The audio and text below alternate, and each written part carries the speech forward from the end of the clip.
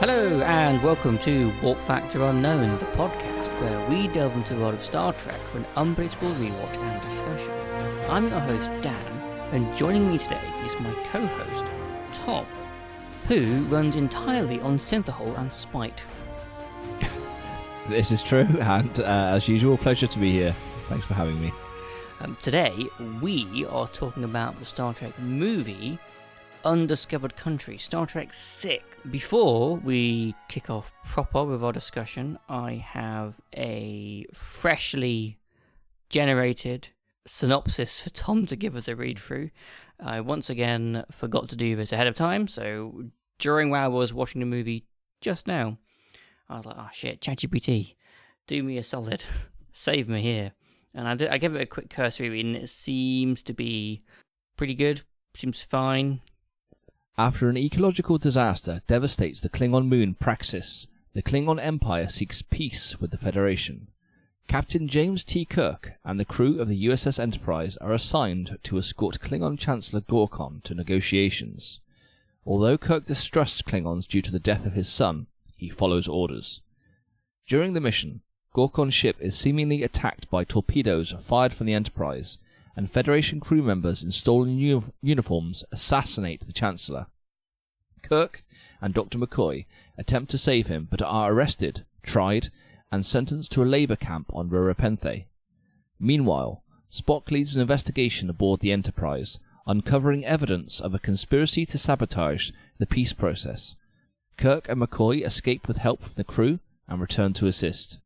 They discover the torpedoes came from a cloaked bird of prey capable of firing while cloaked, a ship commanded by General Chang, one of the conspirators. The Enterprise and the Excelsior engage and destroy Chang's ship before a second assassination can take place at the peace conference on Khitomer. The conference is saved, and Kirk delivers a speech advocating peace. The film ends with the Enterprise crew heading home for decommissioning. Excellent. Thank you very much. That was pretty good. Nice and succinct, actually, there, ChatGPT, so thank you very much. Normally it's awful. And actually, now this is behind the scenes. Tom, this is actually the first podcast we recorded in, I can't remember how long, with you in front of me. We've been doing remotely for so long. We have. This feels like old times again. It does. It was almost like we sort of had like a mini lockdown and we was like, no, fuck it, we can't be... Yeah, we can't possibly see each other. Can't possibly, no. Yeah. No, it just worked out easier to do it remotely. But here we are for the season 4. What season are we? 3. This is season 3, and this is my finale episode a long-term cast member. Let's do that now, shall we? We'll do some breaking news. Tom's fucking off, and I'm joking. Yeah, you say, Tom. You do your thing. Well, it's been 3 long, successful seasons. And really 3 long. No, it's been good. Star Trek has been, something since my college days. I started with Next Generation, DS9, Voyager, and I absolutely loved it. I love watching it, love talking about it. But the time has come for me to move to pastures new. Maybe, I don't know, maybe Star Wars. I don't know. No. I'm just going to take a break from podcasting for a bit and just let the old nacelle engines peter out. It's quite fitting, like we have this movie, which is all about like the ending and stuff. It's the last of the old crew. Yeah, that's it. And I hand the torch over to the new generation. Whoever that may be. That's so stupid. I love it. No, that's great. Yeah. Oh, and like that was always the thing I said to you from the very beginning of this podcast is like, I never wanted you or me or anyone to like be tied into. If you don't want to do it, that's fine. Don't we just we can always stop any time. So you was very kind and said, "Oh, you'll finish off this season." So, but I am sure that there will be others that will come along and the seasons will continue.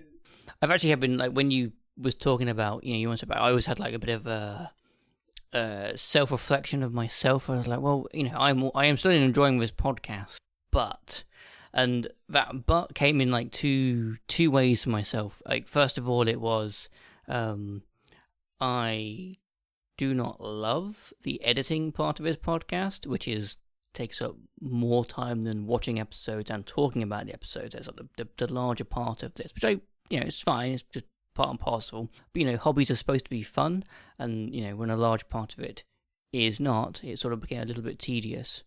And then tie that in with the fact that we occasionally, quite often, get, I don't want to say boring episodes, but episodes which are just fine. That they're okay, and they're not always like the most exciting. And I found that like on some of the episodes we spoke about, even with when we have other hosts on us too, it's like you sort of run out of things to say a little. You sort of lose steam a little bit. Yeah, so I can understand that. Yeah. So that is not to say that I'm also giving up.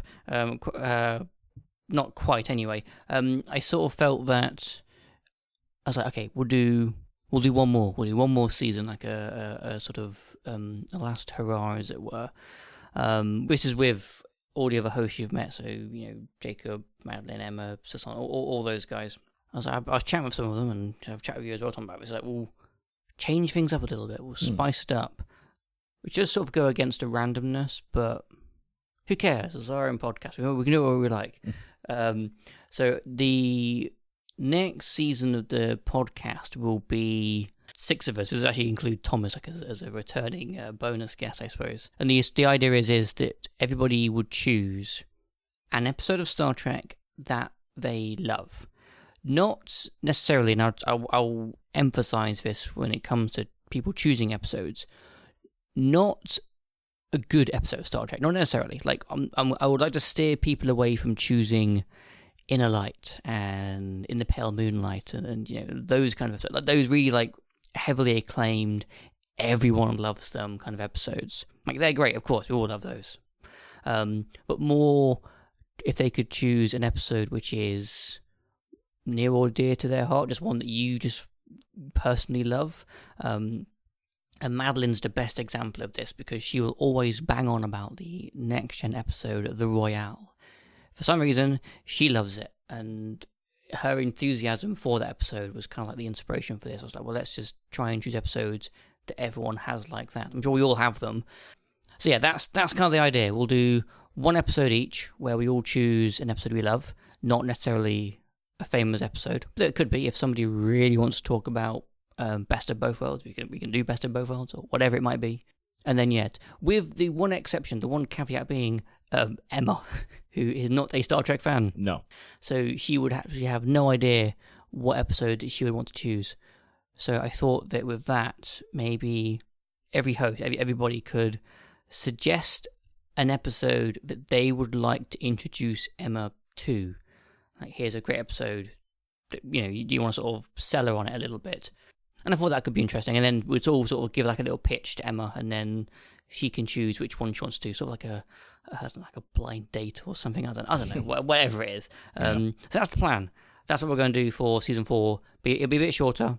It'll be more, people will choose an episode. So I suspect it'll be quite heavy leaning to like TNG, maybe DS9 and Voyager. I suspect. Probably won't get any Discovery. Might do. Might surprise us. Who knows? And then and my idea is like that'll be the last season. I think after that, I'm like I will probably sort of have spent my energy on this endeavor as well. Not to say it will go away and completely. Maybe we'll come back. Sort of ebb and flow with hobbies, but we'll see. Yeah. Yeah, that sounds good. I would be up for returning for I've got a couple of episodes in mind now. And that was so. kind of my thinking. I was like, it would actually be. Like, even for yourself, who's like, I won't say necessarily got bored of this, but like, no, not bored. It's more just like you say, past year's new. Yeah. But if you get to talk about an episode that you just adore, you'll be really wanting to come and do that. Exactly. Threshold, for example. A threshold. Yeah. So no. These But are all seriously, things. like you mention episodes so much. It obviously has like a special place in your heart. It does. Maybe just because you hate it so much, it's so stupid. Yeah. Whatever it might be. Yeah. But yeah, if you, the idea being you could come here and sit here and you could passionately talk for 20 minutes about Threshold, that'd be great. Yeah. But yeah, actually, this chat we're having right now this is more like we do those like season wrap up kind of chats. It's kind of like that. This is kind of like that, really, yeah. isn't it? So we're sort of putting it in here. Yeah, I think that's the plan. Well, I've enjoyed the ride. I mean, all 3 seasons have been good. I think we've got some episodes maybe that were not the strongest. No, but like even some of those we had some really good chats with. Yeah. Episodes we wouldn't necessarily have chosen, but really enjoyed. I concur. But anyway, we're not actually talking about we shouldn't be talking about that now. We're actually supposed to be talking about Undiscovered Country. Star Trek 6. I was super pumped to watch this episode, this movie. I like the original movies, and I actually had a bit of what's it called? Oh crap. What's that? Nostalgia. No, that mental phenomenon when like you remember something incorrectly, but you're convinced it's. Is it the Mandela effect? Oh, it's something. I think it is the Mandela effect, where everyone's convinced. Yeah. And there's a conspiracy out there that actually what though people did remember. I think in this case, everyone being convinced is just me being convinced. I don't actually if that is actually the Mandela effect. I think it might just be me. That's the Dan effect. Yeah, just me being an idiot. Yeah. I was convinced that the General Chang was played by Christopher Lloyd from Back to the Future, but it's not. It's Christopher Plummer. So it's it's a Christopher. It is just the wrong one. And I thought it was Christopher. I forget who I said. You thought it was the Chancellor Gorkon. No, I thought it was Christopher Frank. Oh, Christopher Frank. Which is is he the guy from Django Unchained? The German. He plays the German guy. Yes. Or was that Christopher Waltz? That's Christopher Waltz. That's Christopher Waltz. Sorry, I think it was Christopher Waltz or something. For some reason, we can't keep our Christophers together. We could not get our Christophers together. That's amazing. Yeah. But I thought, I know it's skipping ahead a little bit, but he was fantastic in this. Oh, he was. And I could not picture him as anything else but the Von Trapp family dad, but he was amazing in this. Yeah, of course. And like it's kind of thing with like some actors. Like some actors you can sort of buy in whenever role they play. Others you can only remember them for that one singular role. So yeah, that was my I was like, oh fuck. I'm pretty sure in the last episode of this podcast I think I mentioned Back to the Future. Okay. So you mentioned when we first started watching it, you said had Gene Roddenberry died by this point? Yes. And I said yes, and I wanted to... I think he died in 1990. He did. He died in 1991. Oh. October 91. This movie came out early December 91. So he just died. So obviously he would have been around for the writing and the production and all that stuff. But the actual release... What if he had like an advanced screening? Because sometimes they do that, don't they? If he died October... Although to be fair, I don't actually know how he died. Like he may have been ill. Like he may not have just died. No. So possible. Okay. At a minimum, he would have seen the script and the story. Yes. At an absolute minimum. Yeah. Because that would have been a year or two before, surely. Yeah. So that was my first point. Yes, it's kind of like in that crossover between Gene passing over, as it were. But I actually wanted to talk a bit more about dates, and it's kind of like plays into the real world now. And like one of like the overarching themes of this movie, which I'm going to assume, hopefully, you got that it had very strong parallels to the fall of the Soviet Union, USSR. Yes. Did you get those? I did tones? get those vibes. Yes. And when I first watched it, I watched this movie twice. So I watched it about a week ago, and I first watched it, I was like, hang on, when did this movie come out, and when did the USSR fall? And also because it starts with that mining disaster on Praxis, was it called? Praxis, yeah. I was like, that's obviously a Chernobyl. When was this? So I knew that the USSR fell 91. So I just said this movie came out early December 91. The USSR formally dissolved late December 91. So like weeks after. Yeah. Which I was like, that's insane. Like it wasn't like it obviously must have been, I'm not that much of a young'un, but I'm a bit too young to. I was born 91, so I obviously do not remember the fall of the Soviet Union, anything like that.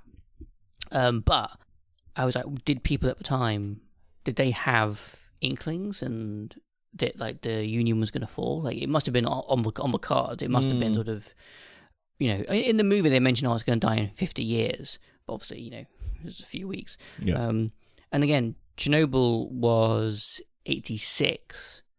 So I wonder if like they'd seen that disaster. Obviously, it was quite a big thing, and they sort of that was almost like a symbol for this downturn of the Soviet Union. Yeah, I think even though obviously Star Trek is set in the future, many years in the future, real world events are always very important and will play into even a futuristic film like this.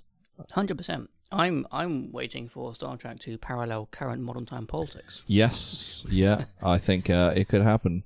I've just watched the episode of South Park today, in fact, which parallels the current state of US politics. You can just say you can say like whatever the most current season of Star Park was, just it's just shitting all over Donald Trump, which is I've seen things online. Season 27, I believe. 27, yeah. Yeah, so that's a lot of Hilarious, seasons, yeah. but it was very, very funny. But also, I think they make it so they're they make the episodes a few months before, but they insert these current things that have happened maybe a week before release. Right. And I'm sure with Star Trek they do a similar sort of thing where they might insert scenes that are relevant to today's thingy. But I'm personally like I've not watched that much South Park. I've watched a fair bit, but like it's pretty funny. I quite enjoy it, and I like that it just pokes holes at anything. Like anything can fall in its crosshairs. It hasn't got to be either side of any political spectrum or any sort of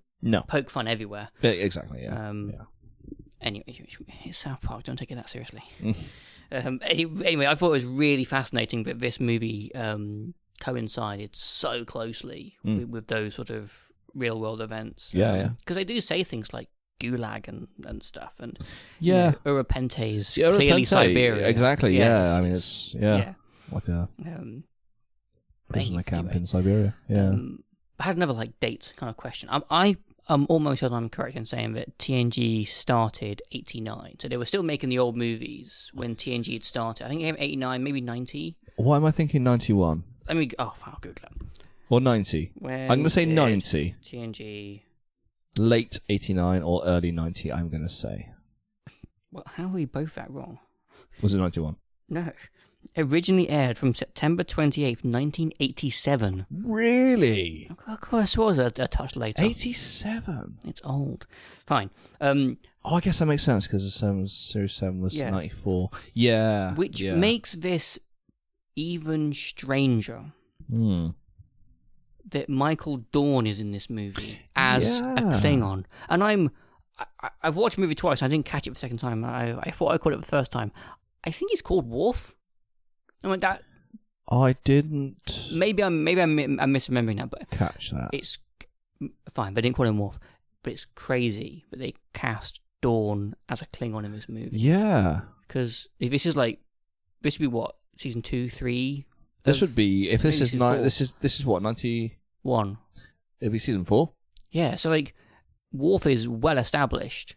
87, 88, yeah, I think it'd be season 4 or 5 even. Yeah, which is it's crazy that they would cast him in this, and he's not the only multiple casting we have in this. Admiral, hold on, I did take his name down. Oh fuck, maybe I didn't. He's the one that with the amazing red jacket, isn't he? Admiral who hates Klingons is also Ben Sisko's dad. Huh. He's I can't remember either character's name from DS9 or this movie. Dad, he is, isn't he? I remember that. And also the main guy near the start of the film, who was the captain of the Klingons. Oh, the Chancellor Gorkon. The Chancellor Gorkon, yeah. He was in one of the TNG episodes, and I think he was there are not 4 lights. Was he in that one?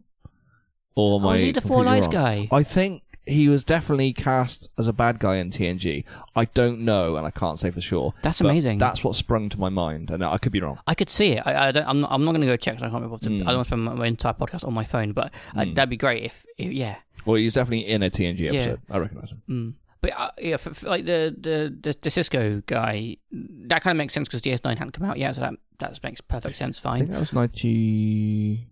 Anyway, I digress. But regardless, it's Michael Dorn who's the really weird choice, strange casting choice. Yeah. It must have been oh crap, we need a Klingon. We just need a guy. And it wasn't a particularly big role, and it was also not necessarily needed to have someone so recognisable. No, definitely not. Yeah. Though, from Michael Dorn's perspective, they're going to pay him a check to...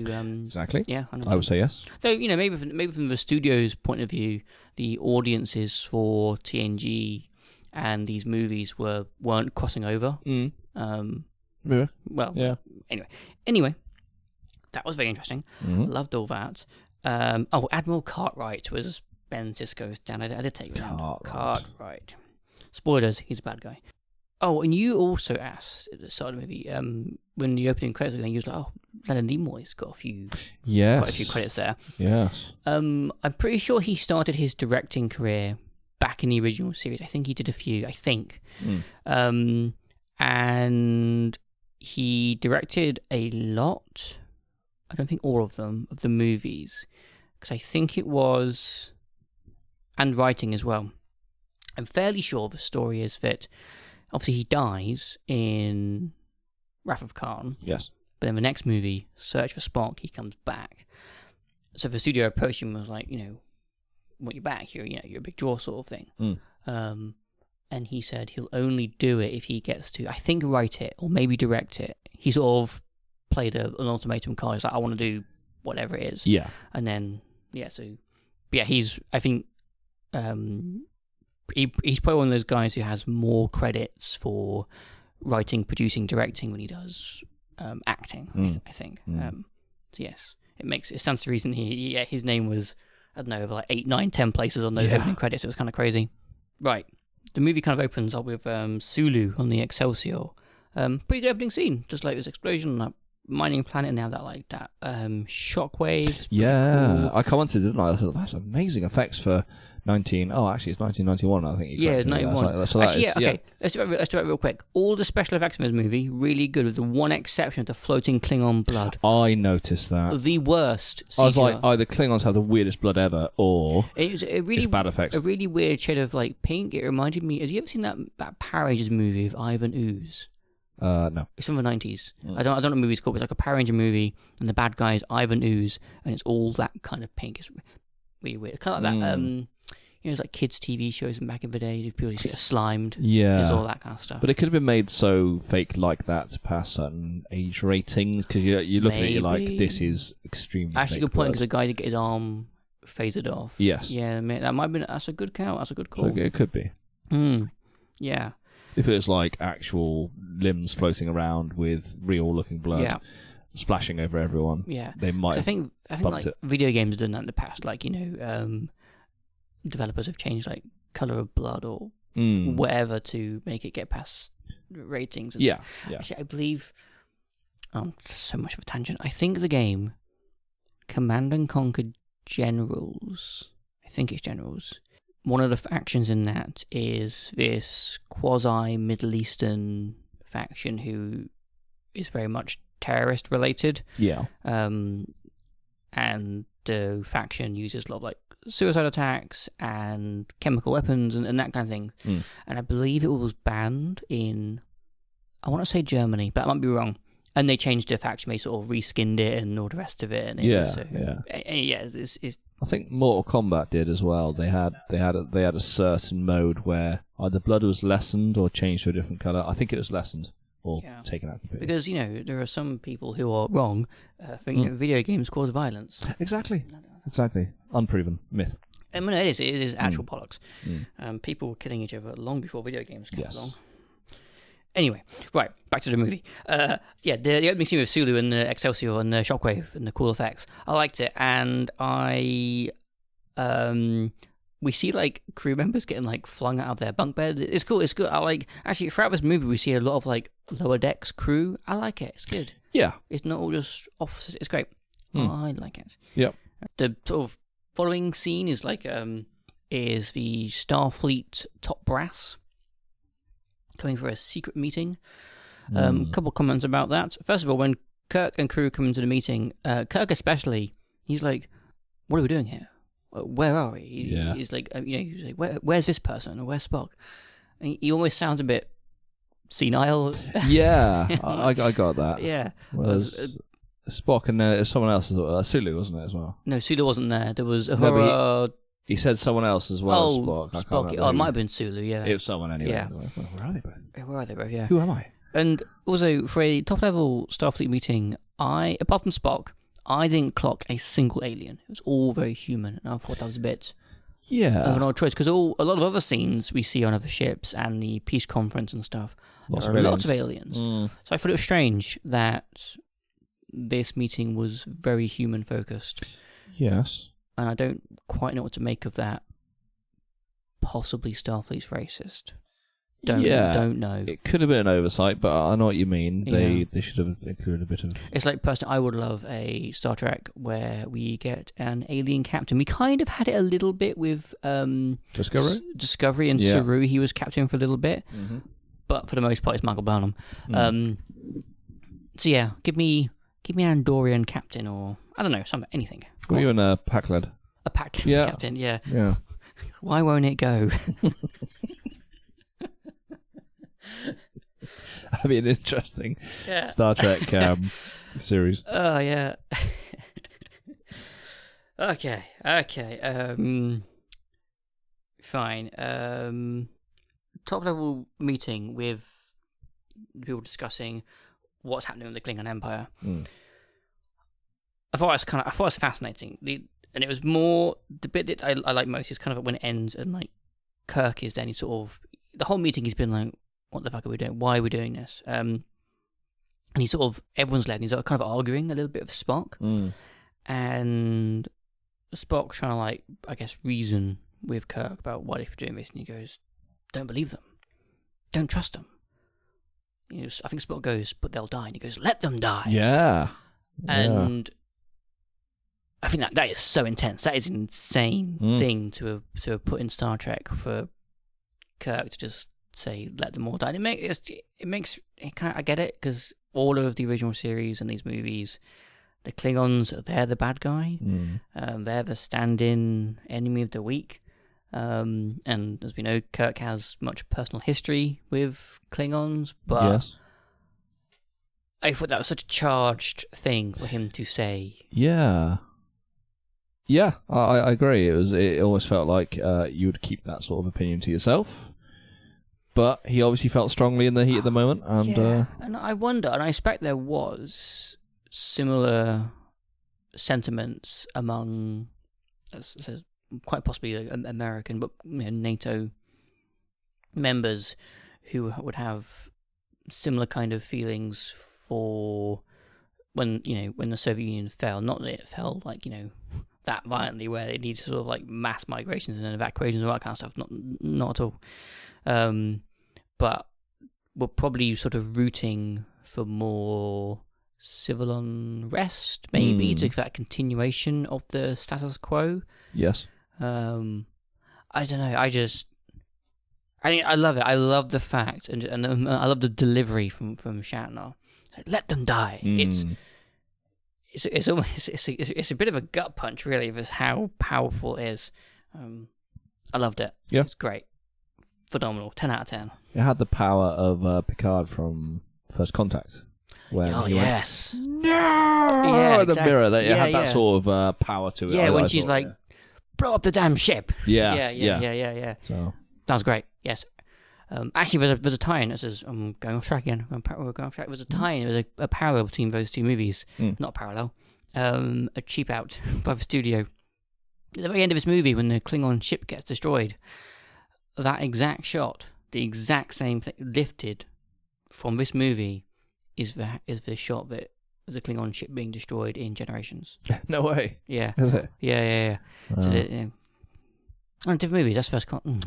Do you mean? Yeah, sorry. First Contact. Because we were talking about First Contact. Yes. That movie that ties into Generations. Different movies. Was it good? Bad nerd over it. So the Enterprise goes and meets. I think they call it Kronos 1, the Klingon ship. Not very original name, but sure. It's alright. I kind of like how Kirk invites them for dinner, hoping they'll say no, and they say yes. I love that. Yeah, That's great. Yeah. I kind of like how everyone doesn't like it, and all that, for fuck's sake. Skip a little forward. The Klingons beam onto the ship. They do their introductions, and then when everyone leaves, there's two crewmen in the transport room, and they go, "Oh god, they all look the same, and they smell." Yeah. And I was like, "Is the entire Federation incredibly racist? What the hell is going on?" I got that. I was like, "That is a racist thing to say." It's I think incredibly racist. Yeah. And I was like, the Federation is supposed to be enlightened and above this, and I kind of get what they were going for, because our main cast do it as well. The main cast are also quite racist against the Klingons, and I didn't like that theme they were going for. They could have played it more into the distrust as opposed to the cultural differences. Yeah, Do you know they what I didn't. mean? They almost didn't need that line No. because it does make you think. And it ties straight into the dinner scene, which is basically the Enterprise crew going, ugh, aren't they weird? Yeah, And yeah. the Klingons going, effectively, we don't trust you guys, partly because we're at risk of losing our entire cultural identity. Yeah. So I feel like the Klingons have got, they have reason to be a bit salty. Yeah. Points Federation. To the Klingons. Yeah. Come on, guys. The voice of... Oh, I know what you mean. That I don't know. And again, we're talking about Gene Roddenberry being around, possibly for at least a writing stage. You would have thought he would have said something about this. Maybe he was a writer. I don't actually catch the credits, but it's kind of... Yeah, okay, that was it. My sort of note I took throughout the movie was the Enterprise crew and humanity throughout the movie does have sort of a certain arrogance. They mention human rights and stuff, and later on in the movie, Kirk says everyone's a little bit human, and the depiction of the Federation in this movie is very human focused, and I don't like it. But maybe give me diversity. Maybe that is just a trait of these, either of the time, like the 80s, 90s. I know, but we have TNG. If it's like season 3, 4, 5, whatever it is. Yeah. Very progressive, in its Federation values. You know what I mean? It's very open to new alien cultures. Yeah, yeah, true. So it's almost like this Star Trek story has regressed slightly. I think it's because they wanted to sow distrust between the two groups. Yeah, but I think they could have done it better. Yeah, I can see where you're coming from there. Yeah. Anyway, after dinner, there's a great shot of, but everyone's complained about it. They all do that same thing. Oh my god, what they basically say themselves. Things Chekhov and who are they? They basically say themselves, oh my god, they're so awful. But then who was it that said, actually, we are not going to win? Was it Spock that said we're not going to win any points for diplomacy ourselves? Exactly. Yes. Yeah, and he was. Yeah. Yeah, fair and point. everyone sort of walks out, and it sort of zooms in on Spock a little bit, and you just have this look of I want to fucking kill all you guys. Just such an embarrassment. Yeah. He's not angry, he's disappointed. Yeah. Man. He's been let down. Yeah, you've let Spock down. How could you? We do get a great line, though, in the dinner scene.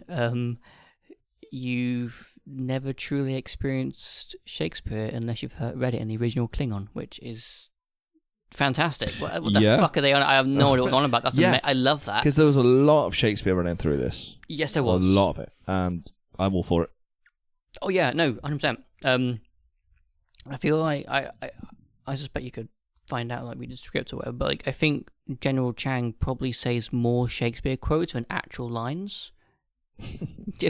Yeah, he doesn't say that much in the whole movie. No, but he does say a lot of Shakespeare. He quotes. He does. Yeah, I'm all there for it. I love was it Kirk that quoted Shakespeare to him first? Oh, that's a great question. And then it's always he went back to his ship and studied and said, right, I'm going to use all these quotes against Kirk because he's pissed me off by pointing out. He went through his Gender AR. He's I need a list of the top 50 Shakespearean he's quotes. He's gone on Klingon GPT and he's right, that's it. I'm going to really research the best retorts I can use. Yeah, so funny. Yeah, that's great. Okay. But then the Klingon ship gets attacked. And it's a framing of the Enterprise. But the bit I love from that is kind of after it all happens. And the Klingon ship sort of recovers a bit and it's coming around to attack the Enterprise. And Kirk says to her, signal them to we surrender. I love that because that is such a non-Kirk thing to do. Yes. Kirk is normally the guy who will throw the first punch. But in this case, he's no. So I really appreciate that. I kind of again, it's not very Kirk-like, but I like it. No, it shows his leadership abilities. Slightly maturing. He's finally in his old age. Only took him until 3 months before retirement. I'm kind of jumping around, skipping around, but a touch later, when Kirk and McCoy beam onto the Klingon ship, and they're helping Chancellor Gorkon, who's dying, I've got 2 points in this, actually. Same sort of theme. I find it crazy that Bones has zero knowledge and understanding of Klingon anatomy. Yes. I'm that is... I can't... And I feel like there must have been times, and I would like to know if there were previous times in the original series or whatever it might have been, when Bones had treated Klingons, or he must. I don't know. It comes back to sort of like a human-centric kind of view. And a little bit later in the movie, when they're going to rescue Kirk and McCoy from Ruapente, and the Enterprise is sneaking through, and they get they get questioned by like a Klingon over the radio. Who are you? Where are you going? Yeah. And again, Uhura doesn't know a lick of Klingon, and I'm like, no. She's like scrolling through her translation book, isn't she? Yeah, like it's a funny scene. I get like over there with her books. It's a funny scene, but no, I'm pretty sure like Uhura can speak over like 50 languages. Like, no, she's a linguist. And, like, there's no way she can't speak Klingon. No. So I did not like that scene with McCoy or Uhura, because it feels like they're incompetent, but they're not. And also, wouldn't the Klingons have been like, hang on, this person is talking to us in clearly a suspicious way? Yeah, you sound like a child. Yeah, shall we not investigate this? To be fair, the Klingon on the radio was drinking, so maybe he was drunk. Maybe. And maybe thought that Uhura was also drunk. Yeah, that's true. The entire Empire just runs off of blood wine. So Kirk and McCoy get arrested. And then there's a scene with the Federation president and some ambassadors and Saraks here and stuff.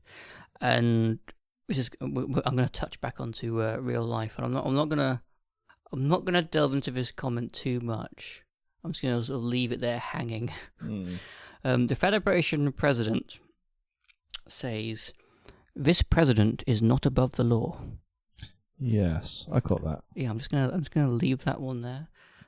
Just in case we have any other presidents listen to our little podcast. You never know. And you never know. He could be one of the viewers.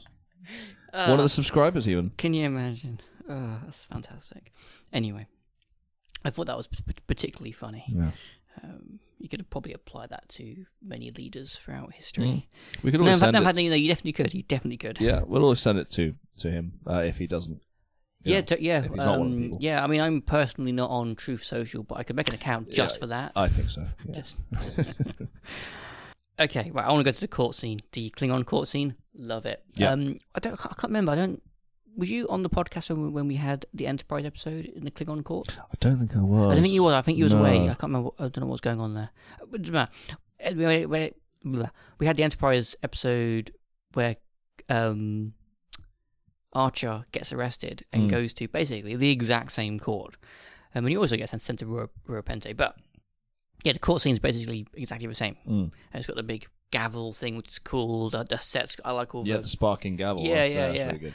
I like all the Klingons cheering. And the complaints I had with the Enterprise version, it wasn't necessarily a complaint, more like I preferred this style, was that I was definitely being mad. Maybe Emma was there as well. I can't remember. Whoever was on that podcast. Who do so many of these?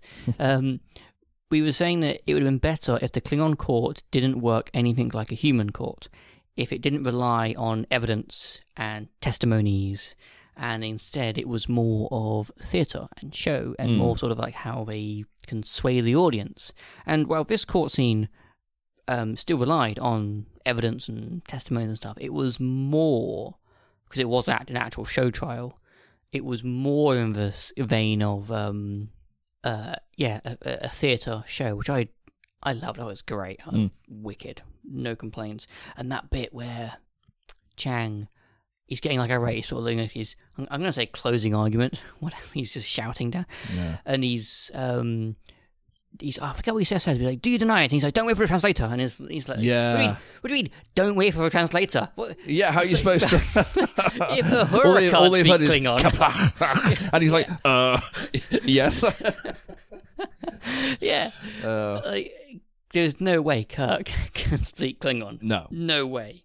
But I also thought Chang was fantastic in that. He was the great. power he was all given to so much goading performance. Yeah. Loved it. And the bit where he was questioning McCoy, and McCoy's like, "Good God, man, you was there," and he's like, "I know, but fuck you." Yeah, I love it. Yeah, that was great. Yeah. It was, oh man, killed it.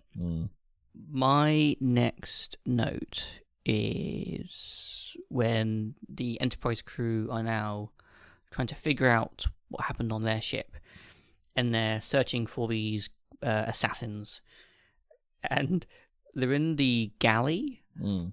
searching, and someone asks, oh, why don't they just vaporize it? And then I think it's Lieutenant...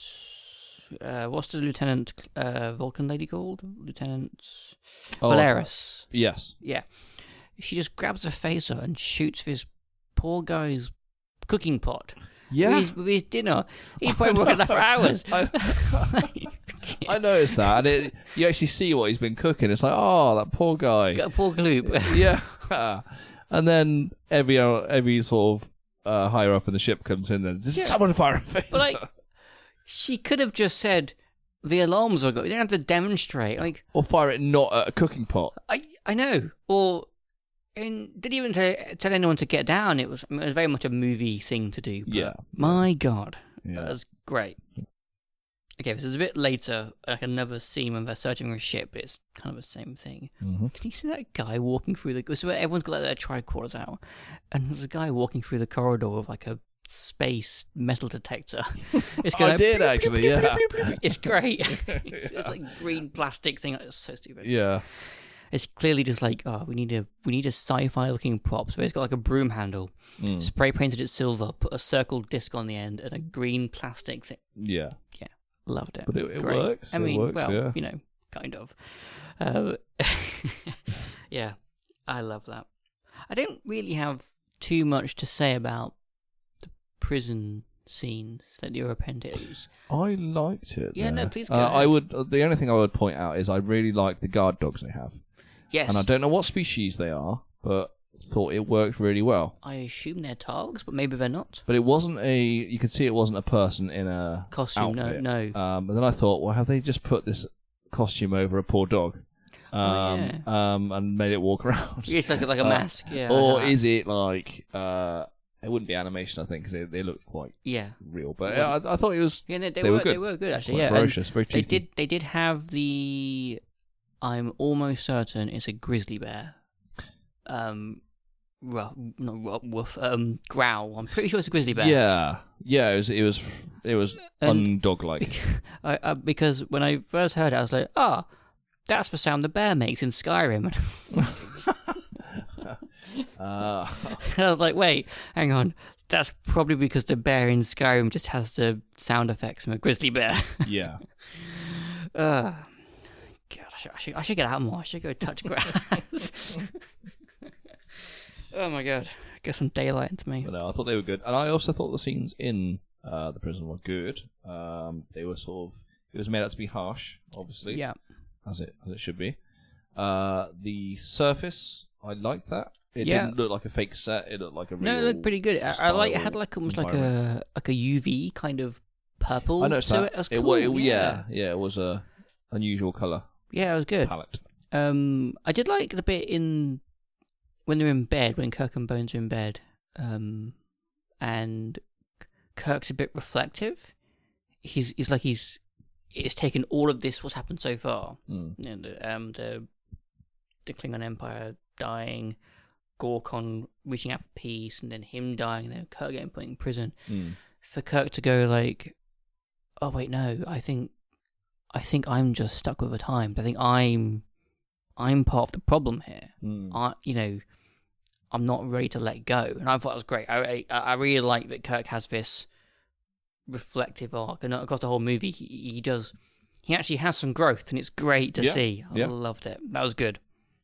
I wasn't a huge fan of the alien he was fighting, and he kicks me in the nuts. No, the alien looked a bit like something out of like Total Recall. Or Star Wars. Yeah, that it wasn't a memorable alien to me, even though they tried to make it look very. It was. I couldn't. Make it was memorable in the sense that it didn't feel Star Trek. That's it. It felt more Star Wars. Yeah, I think. But I appreciated the testicle knees. I mean, I do enjoy a good bit of testicle humor. Yeah, but I thought I don't know. They could have done more with that. They could have. Yeah. Maybe repeated kicks, or more. Do you know the old Star Trek double punch with a double fist? Yeah, like that. Something like what's it when you jump and you like? Oh, like a wrestling, like elbow slam, like a body slam. Yeah, something a bit more, to humorise it more. I don't. Yes, something. I did quite like the bit where they escape, and it was that classic thing where the bad guy was going to like divulge his plan, and Kirk and Burns get beamed away. Like that's a good like twist on that. How they just missed about the second information. Away. Yeah, that's really funny. I did like that. And but actually, the lady who I didn't get her character name. It's a shapeshifter. The shapeshifter character. She was brilliant. She was good, and the animation effects for the shapeshifting was really good. Yeah, she went from the lady to the monster. I'm gonna say monster to the monster alien to the child. Yeah. Then to Kirk. But every time it did that, it didn't cut away. It was like on her face. You could see it actually transform. Yeah, that was great. Really good effects. I thought it was really good. Really well done. So props to the technical engineers. Well, I guess this was made around the same time as Terminator 2, and that had fantastic. Yeah, but like T2 surely would have a much bigger budget than this movie. I don't know the budget for this Star Trek and everything. Okay, I am going to Google. Well, I'm going to ask an AI if I could Google it. I'm going to find out this one. The budgets for T2 versus Star Trek 6. Yeah. What? You might be pleasantly surprised. So, ChatGPT loves to waffle unless you give it direction, which I didn't. The budgets for Star Trek 6, The Undiscovered Country, and Terminator 2, Judgment Day were significantly different, reflecting their scale and ambition. Okay. Star Trek 6. Do you have a guess what these budgets were? In dollars, please. I'm going to guess 10 million for Star Trek 6. Okay, and T2? Yeah, I'm going to say 50. Okay. 27 for Star Trek. 94 to 102 for T2. Oh my god. And like, as much as I agree that the animation between the two characters was really good, yeah, T2 is just a better looking film. Yes. Yeah. But it just shows that even though, I mean, T2 was basically so much special effects, but the special effects in Star Trek 6 were used sparingly, but they were still... It was only a couple of scenes. Quite advanced, I think. Yeah, no, you're right. And that's why I pointed out that animation of the changing the shapeshifter was great. Yeah, yeah. Also, she was very pretty. In the first iteration. Yeah, I'm gonna say it's not a human form. I'm gonna say she's still an alien. With the yellow eyes. With the yellow eyes, yeah. I like yellow eyes. I like yellow eyes. Okay. I'll put in some. I'll get some contact lenses when we do this again next. I will be your eye candy. That's really funny. Okay, I'm going to go into a scene which I didn't like, and in fact, it's probably my least favourite part of this movie. Mm-hmm. The mind meld scene with Spock and was it Varric or Valerius? The wherever she is. Yeah, the Vulcan. This was bordering on mind rape to me. Yeah, okay. So my first reaction was but I was like, okay, no, it's not kind of sexual assault in the sense that it is a particularly older man and a younger woman, so it kind of has that power dynamic to it, which is very uncomfortable. But it was, for me, I think it struck me a little bit more as just like a torture scene. Yeah. But you can go either way, and either way is pretty uncomfortable. Yeah. And again, it's one of the things, I don't like that Star Trek is doing this. I don't like that the Federation is doing this. I don't like that Spock is doing. I know. It's like, I don't, because it starts off just a mind meld, and she's not particularly uncomfortable, and he gets a couple of answers. Yeah, they should have cut it there. Yeah, and then like Kirk asks Spock, like, "What else does she know? Where is it? Or whatever it is." And Spock goes further, and then she screams, and it's like, didn't need to do that. No, I didn't like it. I would have preferred if between Kirk and Spock, if they had just done like some word jujitsu and just convinced her to give up, like use like some logic, some reverse logic on her, to get her to spill the beans. It didn't need such intense mind melding. No, it's kind of gross. Yeah. Oh, least favorite part of this movie. Did not like it. Do not approve. No. Did not need to be there. No. Star Trek be better. Okay, fine, but apart from that, they figure all the mystery out. She's a co-conspirator, comrade, I think she said. Anyway, and they whiz off to the conference. The final showdown with Chang and his ship. Love it. Great. I don't know if you know this about me, Tom, but I'm a huge fan, a big fan of submarine movies. Yeah, I think you mentioned Das Boot. I love Das Boot. Yeah. Best one. But all the other, even the crap ones, like U-571, which is a horrible movie, but I still like a submarine movie. Anyway, that fight scene reminded me of submarine warfare, because it's like they couldn't see him. It's like almost like silent running. They trying to figure out where they are, and I kind of wish they leaned into it more. Yeah, and really, I don't know, really gone more into that sort of, in like submarine movies where all the lights dim and it's red, and like. Yes. Silent running would have been good. Yeah. Just so Well, they kind of did that with them being in stealth. But every submarine movie, most of them, have a scene where they start sinking and the ship is flooding and they're sort of going down. And they could have done that. The Enterprise gets hit. Maybe it's venting atmosphere and it starts listing and lead into it. Would have loved it. Space submarines, give me more. But as it was, it was good. It was pretty good. Yeah. And the whole bit where the Excelsior and Sulu ship comes in, and it's good. Oh, and when Bones and Spock get that torpedo ready, and Kirk goes fire. That's a good. Yeah, that was a good fire. That's a good delivery. Yeah, fire. Yeah. And he managed to get one more Shakespeare quote in as well. To be or not to be. Yeah.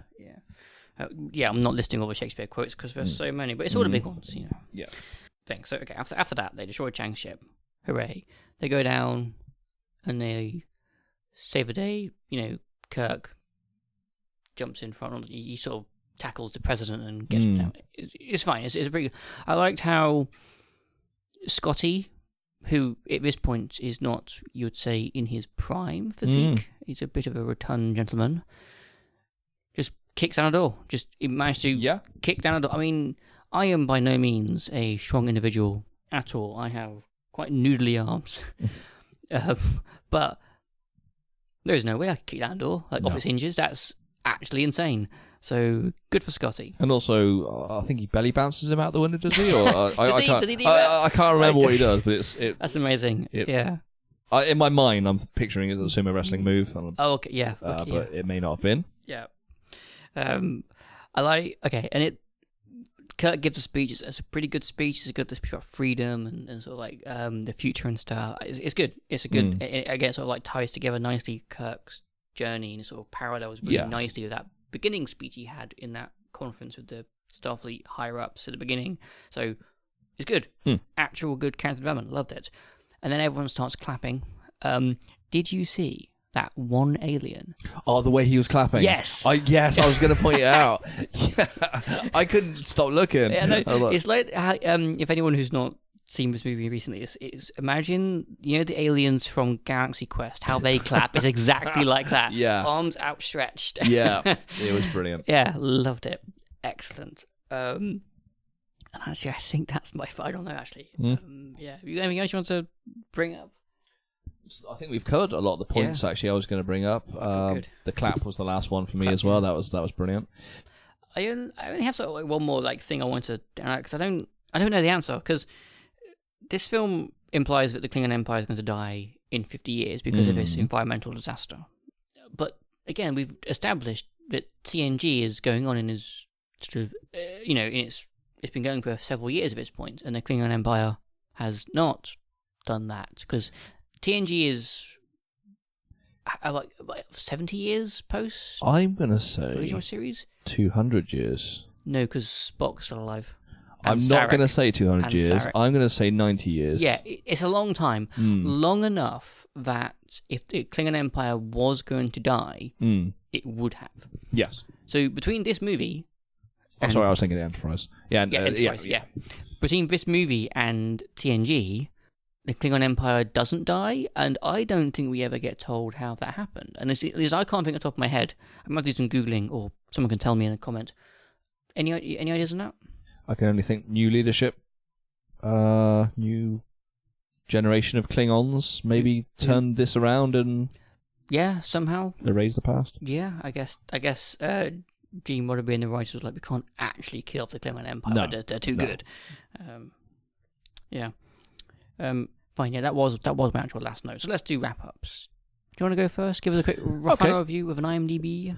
I really enjoyed this whole Good. film. I thought the acting was fantastic, from Spock and Kirk to Chang especially. I thought absolutely brilliant. The storyline kept me hooked all the way through. I had, as I mentioned to you, I had seen this film a few years prior.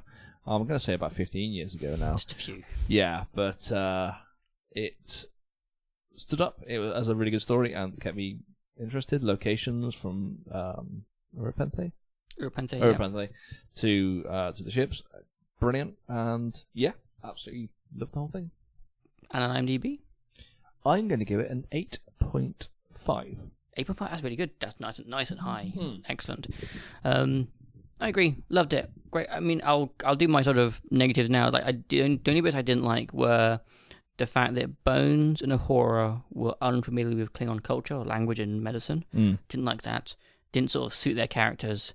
And I really didn't like the mind meld scene. But other than that, I did quite like the movie. Really enjoyed it. Love Christopher Plummer and Albus Shakespeare. It's so stupid. It was just to give Klingons, Shakespeare. I love it. So stupid.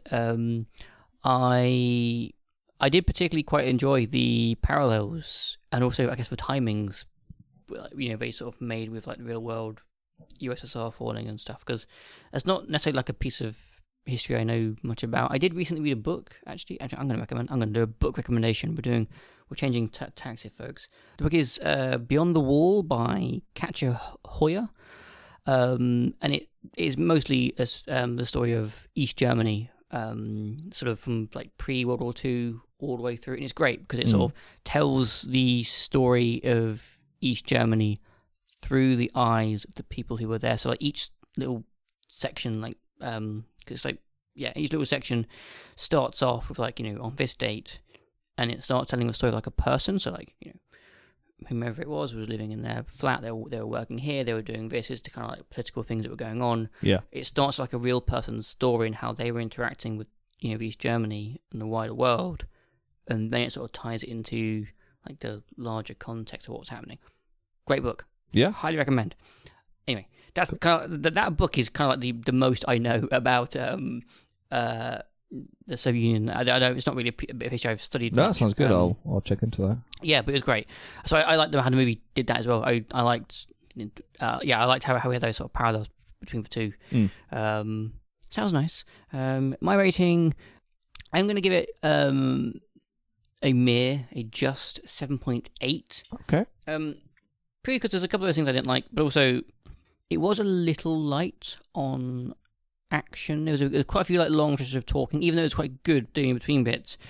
For a movie, I want a bit more punching and phaser fighting, I think. Yeah. I think. Yeah. At some points, it did feel just like a very long episode of Star Trek. It's not necessarily a bad thing, but yeah, so 7.8. Still quite enjoyed it. Let's see what it actually got on IMDb. Okay. Oh, fair enough. Star Trek 6, The Undiscovered Country, gets a 7.2. Which I feel is a bit low. Yeah. I expected it to be much higher than that. Wow. Yeah, I expect like Wrath of Khan and stuff. Yeah. Like much higher and stuff. Oh yeah, and First Contact, yeah. Oh yeah, definitely. Yeah, indeed. Cool. Well, do you know what we haven't got to do? We haven't got to choose another episode. I know. Oh my god. It feels... Yeah, against nature. It's not quite the end.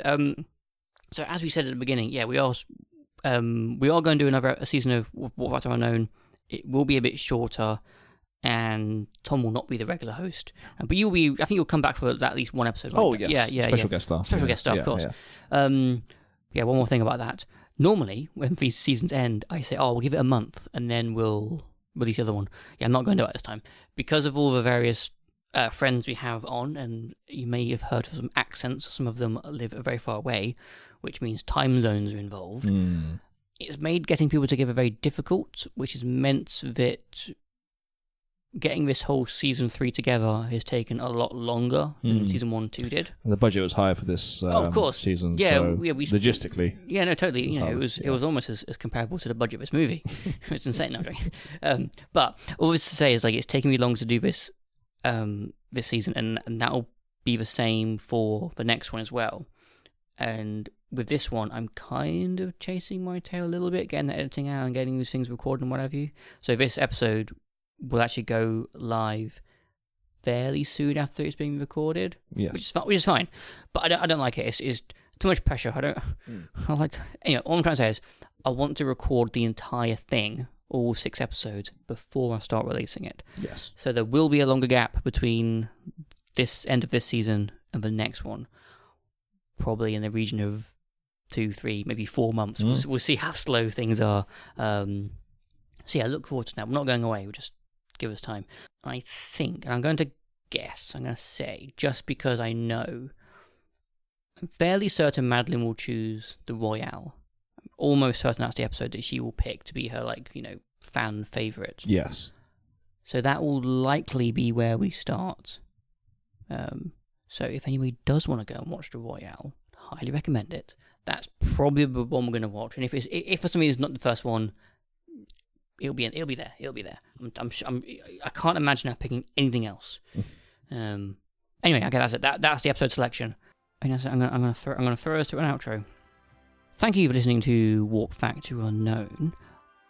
Today we spoke about the Star Trek movie, Star Trek 6, Undiscovered Country. Join us next time, whenever that may be, when we discuss possibly the episode The Royale, Watch This Space. Until then, I've been your host, Dan, and I've been joined by my co-host, Tom. Pleasure to be here as always. Thank you for listening, everybody. Thank you, Tom. It's been a pleasure to have you on for this entire journey. Until then, we look forward to seeing you again whenever that is. And I've totally lost it, but I'm keeping it. It's fine. End of season. Can you tell how tired we're getting? If you want to contact us, you can email us, warpfactorunknown@outlook.com. Leave us comments on YouTube and what have you. And the music we use for this podcast is called Starfleet Command by Jeff Harvey.